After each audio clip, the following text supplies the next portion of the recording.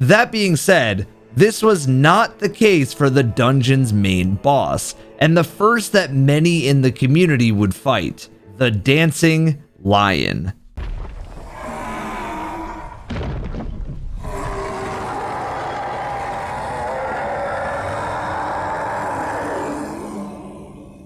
The community was pretty split on this boss, since it has great presentation and an even better soundtrack, but the fight to some was just awful.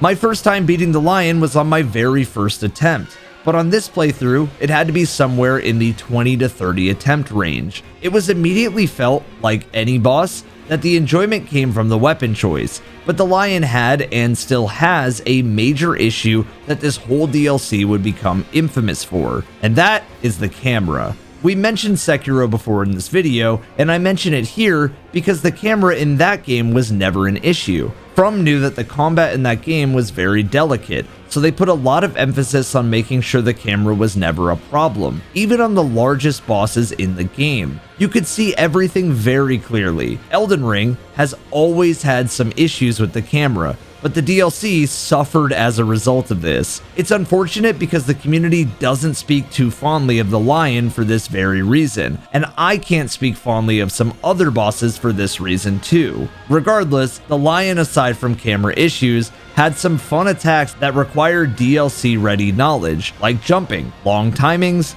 and status effects. After eventually beating the lion, you were rewarded with its head, and some scholarly players even attempted to get optional dialogue from the horn-sent old lady for wearing the mask, since if you paid attention to the first time you talked to her, you would know that she was blind and could smell your character. You were also rewarded with a message that says you cannot enter through the rest